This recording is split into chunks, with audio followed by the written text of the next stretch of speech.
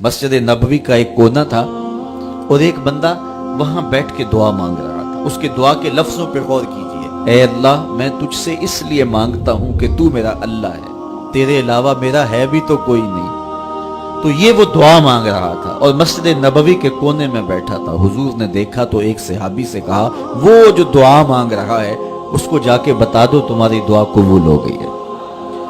वो मांग इस ढब से रहा है। तो ये दुआ अपने रब से न्याज है, दुआ खुद इबादत है। जब तुम्हारी जरूरतों का कफील वो है तो फिर उससे नहीं मांगेंगे तो किससे मांगेंगे। और जब उससे बंदा मांगता है तो फिर वो मांगने वाले की लाज भी रखता है। इन्ना रब्बकुम हय्युन करीमुन यस्तही मिन अब्दिही इज़ा रफ़अ यदैहि अन यरुद्दहुमा सिफ़रा। तुम्हारा रब हया करने वाला करीम है। जब बंदे उसके सामने हाथ फैला के दुआ मांगते हैं, अल्लाह फरमाता है मुझे शर्म आती है उनके उठे हुए हाथ खाली कैसे मोड़ो। जब उन्होंने मुझसे मांगा है तो मैंने भी ना दिया तो कौन देगा। मैं एक सादी सी बात करता हूं, इतने लोग जितने लोग यहां बैठे हैं, अगर किसी दुनियादार के डेरे पे चले जाएं और उससे कोई चीज तलब करें और वो देने की इस्तात रखता हो तो वो क्या खाली लुटाएगा? वो कहेगा इतने लोग आगे हो तो डेरादारी की शान के खिलाफ है कि मैं इनको खाली लुटाऊं। तो जब ये दुनियादार खाली नहीं लुटाता तो रब कैसे खाली लुटाएगा। जब बंदे उसकी दहलीज पे चल के आ जाएं तो वो बंदों की जरूरतों का कफील है और उनके हर दर्द को जानता है और उनकी जरूरतों को पूरा करता है। उलमा ने कहा दुआ हर सूरत कबूल होती है। या तो ये है कि फौरन कबूल हो जाती है, जो मांगा फौरन मिल गया, और कभी ऐसा होता है कि फौरन नहीं मिलता, हिकमत होती है और फौरी देना मुनासिब नहीं होता तो उसको फौरी नहीं दिया जाता, लेकिन दुआ बाद में कुछ अरसे के बाद उसकी डिमांड पूरी कर दी जाती है। और कभी ऐसा होता है ना फौरी दिया जाता है ना बदेर दिया जाता है, उस दुआ को ज़ख़ीरा कर लिया जाता है और हशर के दिन उसका बदला दिया जाएगा। और रिवायत में आता है हशर के दिन जब उन दुआओं का बदला दिया जाएगा जिनका बदला दुनिया में नहीं मिला था, तो लोग आरज़ू करेंगे काश के दुनिया में कोई दुआ कबूल ही ना हुई होती, सारे सिले आखिरत में मिलते।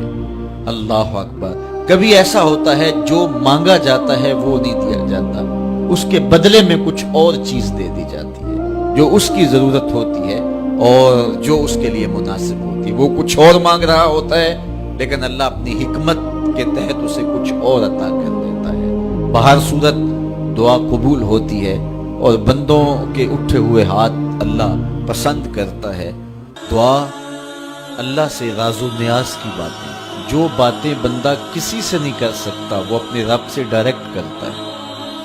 अपने दिल के सारे दुखड़े अपने रब की दहलीज पे रखता है और अपनी सारी ज़रूरतें मालिक की चौखट पे रख देता है।